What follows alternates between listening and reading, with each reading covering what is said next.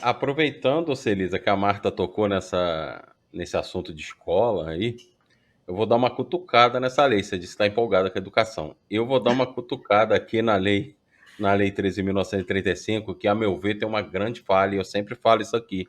O Éder Nunes esteve aqui, que é um especialista em educação. É Sim. uma falha gigantesca, que é não especificar a proporção de contingente profissional barra número de equipamentos. Ah, isso ainda vai Ou dar um seja, problema, não, menino. já Já está tá dando. dando, né? Eu acho. Porque o Éder falou que ele tem uma aluna da mentoria dele que só ela pega 51 escolas.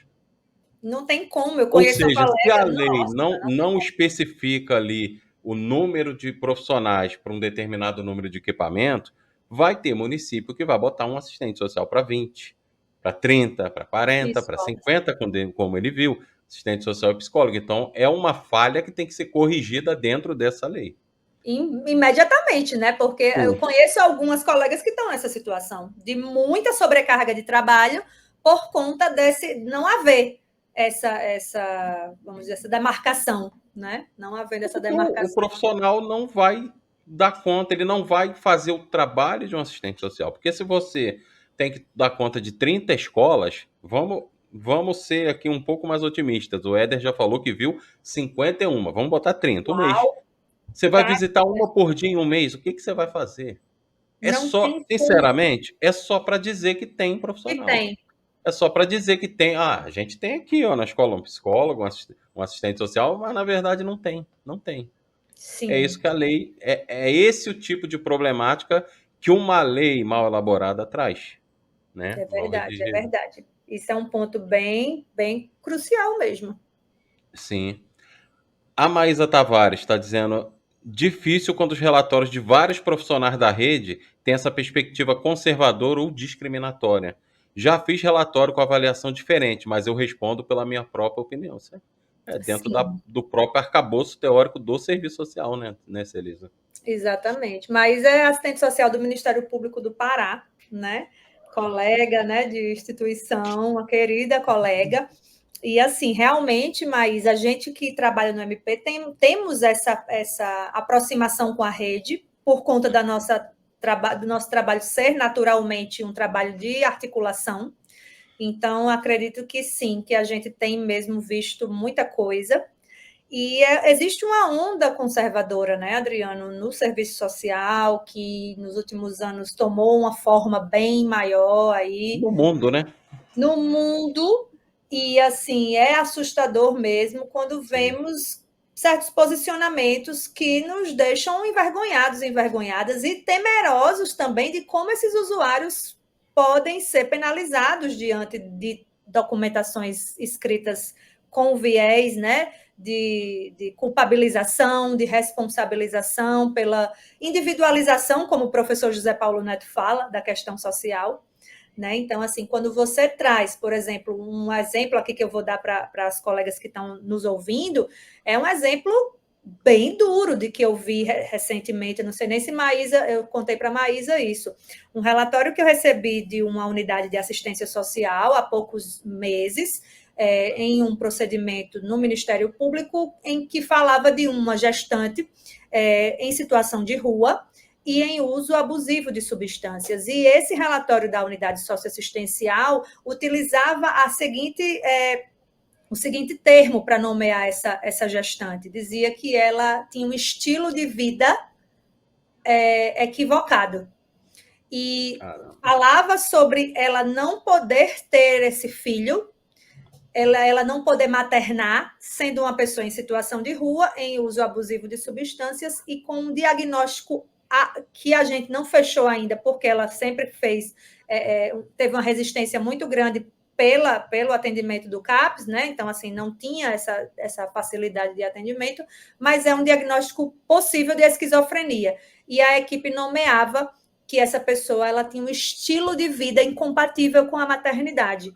Então, como é que uma equipe socioassistencial, no qual o assistente social assina esse relatório, ele escolhe dizer que uma pessoa que provavelmente tem um problema de saúde mental, ela está em vulnerabilidade por ser uma pessoa em situação de rua e ainda está ali em uso de substâncias, né? Nessa questão mesmo de uso abusivo, como é que existe um estilo de vida? Né? O É estilo de inacreditável, vida, né? isso é muito pesado, isso é muito. Isso para quem lê, se um promotor de justiça, um juiz, pega um relatório desse e vai dizer, não, realmente, né, eles não vão problematizar, talvez, essa fala.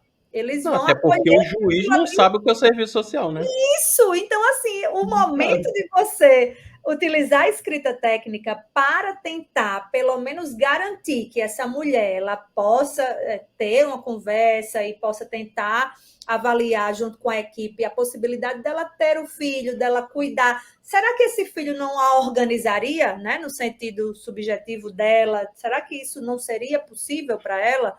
A gente conversar, a gente pensar em estratégias com ela? Mas quando a gente nomeia que essa pessoa ela não tem capacidade, porque ela tem um estilo de vida incompatível com a maternidade, a gente está sentenciando essa pessoa.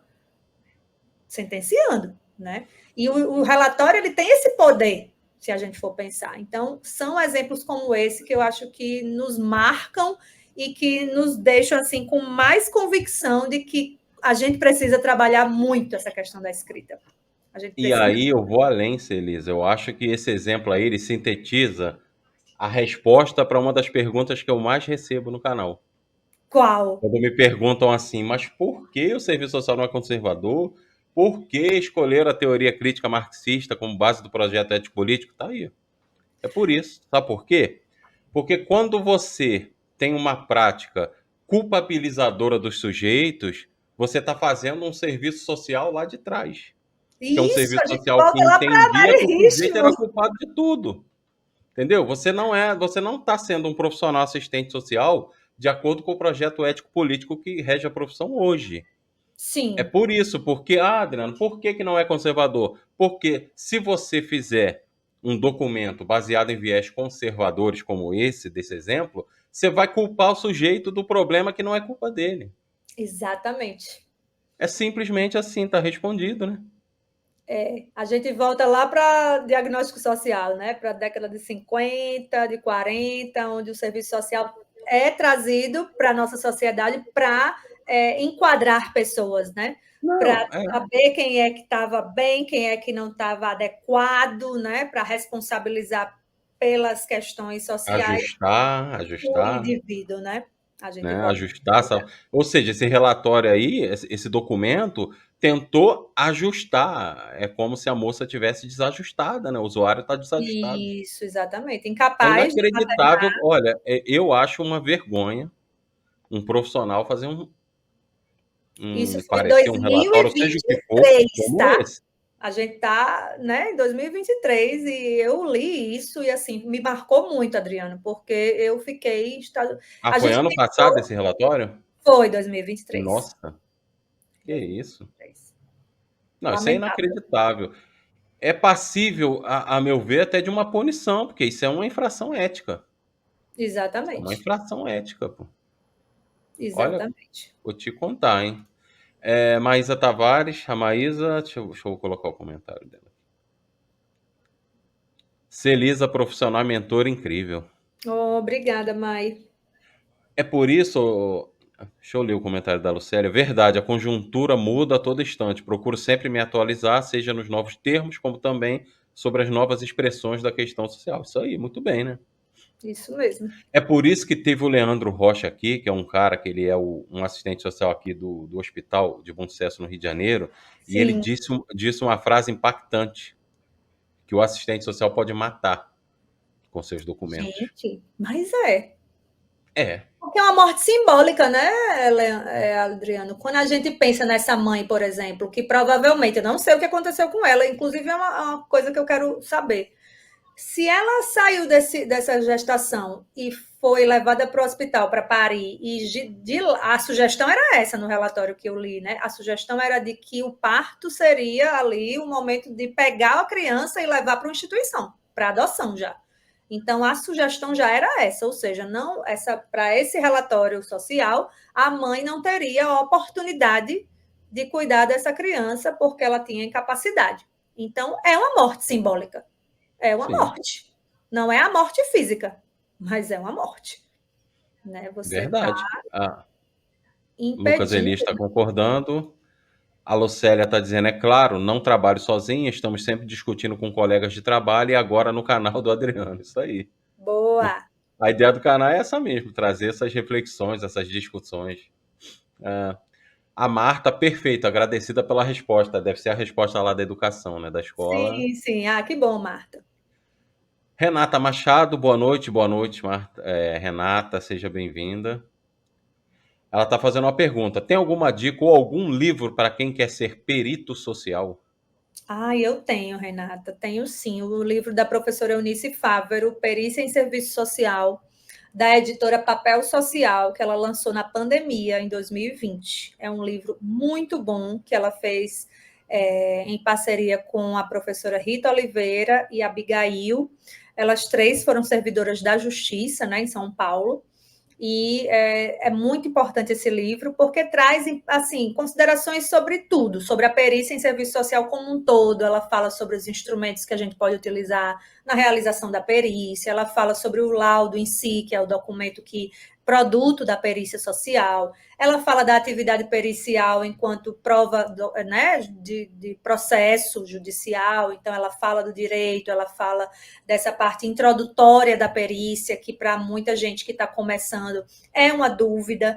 Né? Eu costumo dizer, Adriano, que a perícia ela é uma atividade de alta complexidade dentro do serviço social, porque se a gente está falando aqui, a gente acabou de falar de uma morte simbólica que estava inserida ali no relatório de uma unidade de assistência social. Agora você imagine um relatório que vai para a mão direto de um juiz, né? Que é o que o perito faz. O perito em serviço social ele elabora um estudo social para responder questões ali suscitadas pelo magistrado, pelo juiz, acerca de um determinado processo onde as partes ali tenham alguma questão que precise ser respondida pelo assistente social.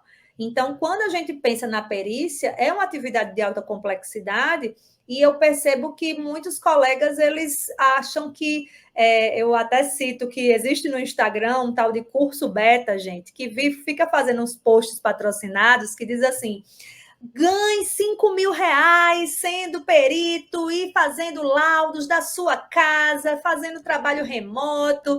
E assim, o negócio chama o assistente social para fazer uma perícia ali, para participar do curso deles, e diz que essa vai ser uma renda maravilhosa que você vai ganhar. Gente, e a gente sabe que a perícia é uma atividade, além de ser complexa, não é esse dinheiro todo, entendeu? A perícia, você sendo um perito autônomo, você vai ganhar por perícia realizada, porém esse valor da perícia ele varia entre tribunais, de tribunal para tribunal, existe um honorário que é pago para o perito. Enfim, é uma coisa, uma atividade que precisa de muito cuidado. Aqui em Salvador, por exemplo, Adriana, a gente tem visto os peritos reclamarem, né, sobre a questão da violência urbana nos territórios. Fazer uma visita se tornou muito difícil. Tem territórios aqui que a gente não consegue acessar. Então, a perícia também é uma atividade perigosa, se a gente for pensar, né? Sim. Então, é perigosa, é complexa. Então, assim, quando eu vejo esse tipo de post no Instagram, de anúncio, me deixa irritada, porque, assim, não é uma coisa tão tranquila assim, não é algo que vai fazer a gente ficar rico. E, realmente, Renata, é Seria uma importante. maravilha, né? Ah, gente, por favor, né? Só Seria que, ótimo. galera, aquele velho ditado, que inclusive é um ditado liberal, mas uma das poucas coisas que eu concordo no liberalismo é esse ditado, que é não existe almoço grátis, galera. Não Não existe. tem, não Não tem. Então, existe. assim, Sempre que gente, vocês verem que a esmola é demais, desconfiem, sejam santos. desconfie, desconfie, exatamente. Faça que nem a Renata. A Renata está aqui certa. Ela quer saber um livro, ela quer saber uma É, referência. Então, assim, a perícia, gente, é isso: é você trabalhar com complexidades, com questões judiciais que têm uma dificuldade, assim, às vezes, de resposta imensa, como, por exemplo, a alienação parental, que é esse termo da moda, esse negócio que está na crista da onda aí, que sim. tudo é alienação parental, mas falar de alienação parental sob o ponto de vista do serviço social não é uma tarefa fácil, não. A gente tem que estudar, a gente tem que estar Embasar preparado. ali, teoricamente, é outros 500, né? Exatamente. Então, assim, fica a dica do livro Perícia em Serviço Social, da Eunice Fávero. É a E maior referência que a gente tem na área hoje nesse sim, livro. sim, é a maior mesmo. Um livro muito atual.